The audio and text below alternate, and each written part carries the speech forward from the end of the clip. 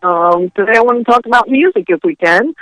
Yeah, let's do that because I just got off the phone with Full Tilt, who is busy right now doing. Okay. They're busy doing all their Irish sets. They're actually playing Johnstown this morning at the hockey game, and then they're heading down east somewhere, I guess, to the Poconos or something. So it's a busy season for them, but they're one of the groups that you'll have on stage that day, correct? Yes. Yeah, it's the first time they've come to this festival, but we're looking forward to them coming through continuously. Okay. Years and years. Yeah. Well, let's get through this year first. What do you got lined up for us? Yeah, what do you got lined up? We've got Full Tilt, which they do a lot of Irish events, obviously. They will be playing in the Renaissance area from 11 to 12, and then from 1 to 2 on that day. Okay, and what kind of music do they play? They play Celtic music or Irish music? What do they do? Okay, tell us what they do.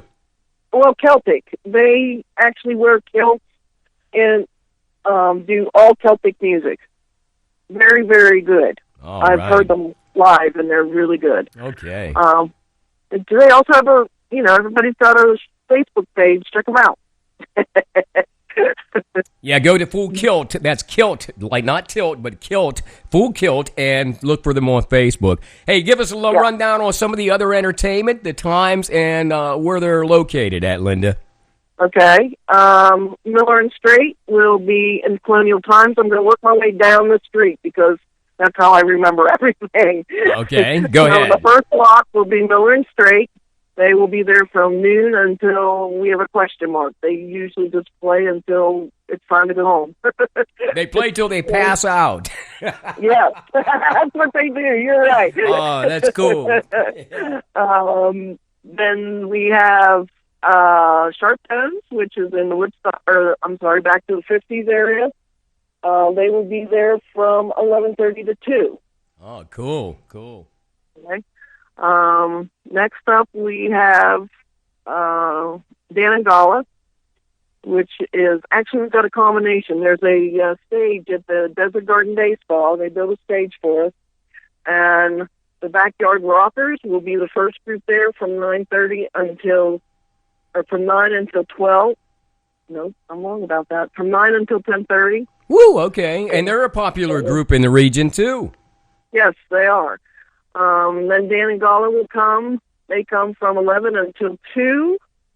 And we also got, I don't know if you're familiar with hoop artists. Do you know what a hoop artist is? No, what is that? It is a person who hula hoops, but they do performances now. And in this particular case, Teresa, who is a hoop artist from Two Boys, is going to come down and do a performance with Dan and Gala, and then she will do 2 workshops with people, show them how to do it, how to do different tricks and that kind of thing. So that's something different. We haven't had that before. Well, you know what? I'm glad you mentioned that because that's a lost art, isn't it? I don't even know if kids do. Yes. I don't even think kids have hula hoops anymore, do they? Well, that's why we're trying. That's part of what this started out as, was to bring the old exercise things back. When kids went outside and played all the time instead of inside. Well, that was a long time ago, Linda. Kids don't even go out and get fresh air now. No, they don't. Oh, I sound so old. But go ahead and tell us what. I know. But Linda DeArmitt, by the way, from Mayfest of Huntingdon, coming up Saturday, April 30th, is detailing to us some of the entertainment and some of the vendors, and of course, great activities for all the family to be had that day in downtown Huntingdon. And how you make it out as you're planning this thing, because it takes you about a year to really plan this in advance, doesn't it? Yes, we start the next day. Once it's over, I get a hold of all the music the next day and get comments from them. So, we're ready to go. Yeah. Okay, so throughout the downtown area, there will be venues of music. Now, tell us a little bit about maybe the arts and crafts, the reenactment, and maybe even the food stuffs that we'll find downtown. Okay. Let me make let me get through all the music because there's still some more. Yeah, go ahead. I'm sorry. Okay, because Gabriel Green will not be happy with me if I don't mention the McMillan Project. Oh, yeah, we got to mention them. Go ahead. Tell us about them. Yep. Well, they will be on the same stage at Desert Garden Day Spa. They will be there from 2:30 until 5. So I had to get them in. And then Full Kilt will be in the Renaissance area. We already talked about them. I'd also like to mention Wild Side Productions with Dave Wessels. He is doing all the announcing. Well, him and you are working together, I understand. Yeah, we'll actually be taking his feed from those stages so we can put those on the air live. But Dave, you say his name is Dave? Dave. Okay, so he'll be doing the sound and also emceeing, I guess, huh?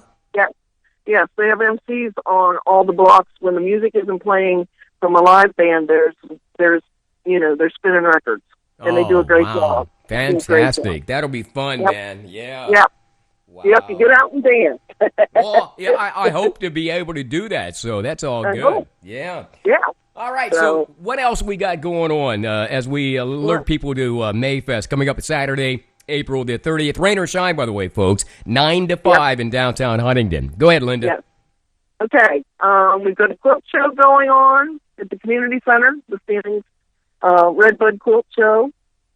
We'll have, we've got something going on at the Art Center. We don't know what it is quite yet. It's kind of a secret. But okay. Once they get that finalized, project for the kids, I hope.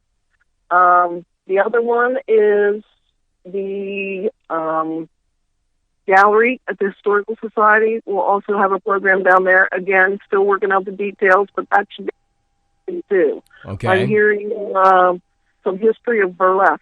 Whoa, okay. Yeah. Hey, apparently there's local people there. We put that with the hula hoop, and man, it could get crazy downtown. There you go. So, and always lots of food. Always lots of food, you know that. And vendors vary, Greg. They really vary from one thing to another. We have non-profit organizations that are, doing things with the kids. We've got craft people who, like I said, quite a variety. A lot of wooden items. That's all I could think of from the top of my head. Well, hey, I also, go ahead. I was going to say, I also started putting all the vendors that are going to be there, as we get their applications in, we're putting them on our Facebook page. Oh, okay. So all right. If you want to see, what's going on, that's where to look for it. So go to, what is that, Huntingdon, or Mayfest of Huntingdon is your Facebook page? Okay. Yeah. We'll keep pumping that up as well. But I know it's difficult at best to kind of keep and wrangle everything that is going on downtown. I guess the best thing to tell them is just come into town, get ready to spend a good 8 hours, and just walk around, man. That's all you can do. Yeah. Yeah. Yeah. And like you said, that challenge about people coming, we've got people coming to meet and greet each other.